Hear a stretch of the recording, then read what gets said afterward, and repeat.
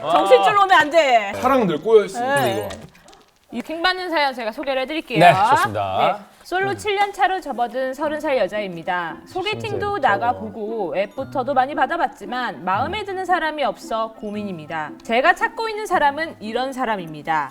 완벽한 맞춤법과 띄어쓰기를 구사하는 사람, 연봉은 제 연봉에서 플러스 마이너스 5% 이내인 사람, 예. 주변에 친구는 많지만 내향적인 사람, 명품보다는 스파 브랜드를 감각 있게 입는 사람 등등. 그렇게 까다로운 편은 아닌 것 같은데 주변 친구들은 다 눈이 높다며 이상형은 이상형뿐이라고 합니다. 예. 정말 이상형을 만날 확률은 없는 건가요? 이게 지금 절대 간단한 요건들이 아닙니다. 이게 사실 맞춤법과 띄어쓰기라는 거는 어떻게 보면 우리의 그 지능에서 가장 불필요한 영역에 속할 수도 있어요. 이게요? 네, 왜냐면 이게 없어도 네. 사는데 지장이 없거든.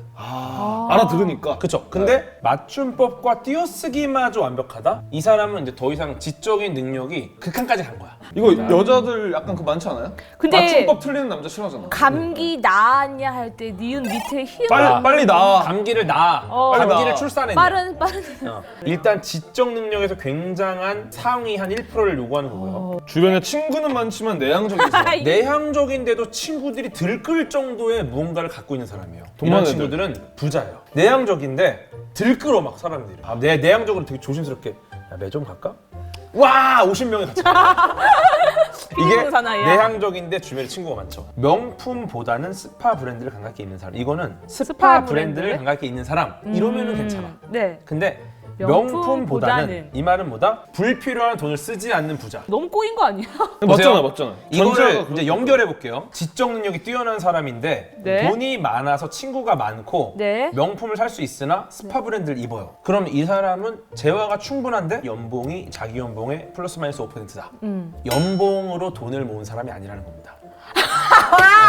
상속이라든지. 네, 상속이라든지 부동산이라든지 네. 사실 굉장히 이거 어려운 뭐 조건이에요. 사연이 전혀 다르게 보이네요. 네, 그래서 우리 감각님 어떠세요? 저는 이상형. 경제적으로 돈을 얼마 번다 이것보다는 그 돈 버는 행위 자체를 힘들어하지 않는 사람. 상속을 받아서 이미 아니 그게 아니라 돈 버는 그 행위 자체를 힘들어하시는 분들이 있어요. 한 달에 나는 진짜 100만 원만 벌어도 돼. 정말 밥벌이만 하면. 1년에 막 35만 원. 그러니까 왜 일을 해야 되냐면 하루 평균 200원. 일을 해야 하는 사람이 일이 바닥에 자존감이 바닥에 올라가기 때문에. 너무 즐거워해. 100원이다. 자판기 밑에 자루 긁어.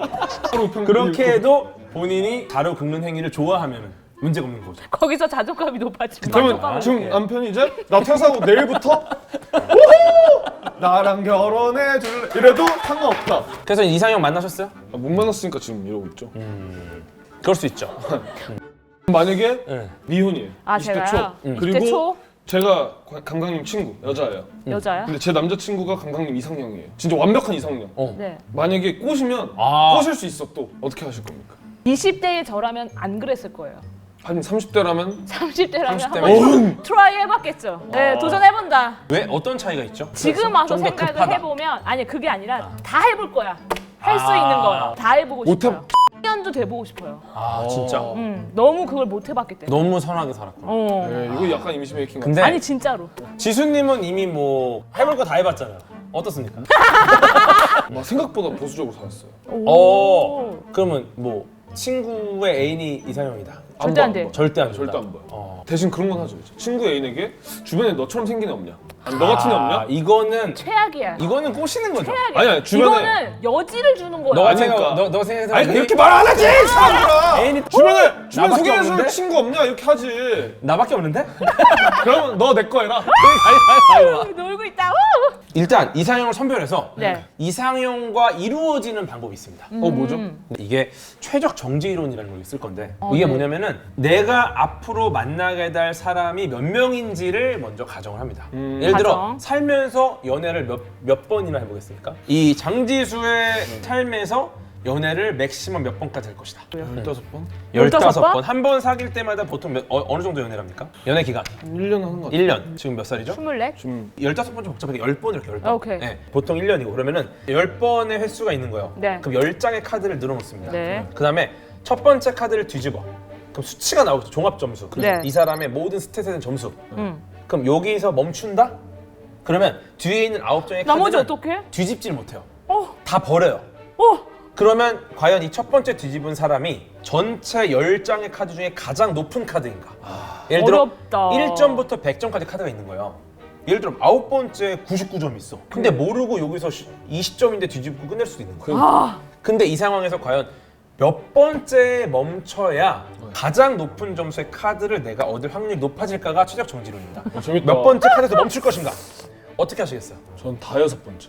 6번째? 이유가 뭡니까? 반의 확률을 보고 하는 거니까. 굉장히 대단해요. 대단하다. 왜요? 지금 최적 정지 이론의 대단하다. 핵심을 꿰뚫었어요. 역시 정지수. 역시 장지수 아니야? 가도님도 충분히 좋아하십니다. 중지수님이 대단한 분이에요.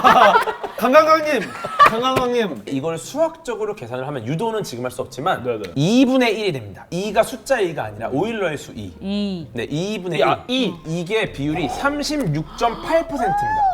네. 2라는 숫자가 수학에 쓰이는구나. 그렇죠. 그래서 앞으로 만날 이성의 숫자를 10명이라고 정했을 때 3장까지는 무조건 차야 돼요. 3장까지는 무조건 열어야 돼요. 그럼 과학적인데? 3장을 뒤집고 그 다음에 들어올 4번째 카드가 높다? 네. 정지해야 돼요. 아 그러네요. 높지 않다? 계속 뒤집다가 이 앞에 3장 중에 3장보다 높은 카드가 나오는 순간 멈춰야 됩니다. 그렇게 하면 전체 10장 중에 가장 높은 점수, 즉 이상형에 근접한 사람을 만날 수 있다 라고 보는 게 최적 정지론이고, 재밌다, 이거. 맹점이 있는 게 앞에 3장에 매우 낮은 점수가 포진해 있을 경우. 예를 들어서 이분이 10점, 10점, 15점을 만나요. 네. 근데 그러면 4번째 카드는 무조건 높은 점수가 나와요. 20점. 근데 후반부에 정말 90점대가 쌓여 있어. 이러면 이분은 평생 자기의 이 이상형을 만나지 못하고 약간 높은 요 상황에서 만족하며 살겠죠. 그러면 이러면 어떻게 돼요? 99, 99, 70. 이러면 이제 또 비교가 확 되는 거 아니에요? 그러고 나서 4번째 카드가 나오겠죠. 네. 90점대 안 나오죠. 네. 10번, 10번째까지 카드가 전부 다 60점대, 70점대 나와요. 네. 이분 어떻게 될까요? 이런 분들이 이제 미혼으로 남습니다. 영원히 미혼으로. 네, 그래서 헐. 계속 1, 그렇겠다. 2, 3번만을 꿈에 그리며 그니까. 내가 잘 나갔던 시절만 생각하면서 그럴 것 같아. 네, 끊임없이 어, 그때를 약간 회상해요. 진짜. 이래서 전 남친 전 여친한테 네. 연락하는 거잖아. 그러니까 누굴 만나도 어. 그때 그 사람들의 비교가 안 되는 거예요. 그러니까. 손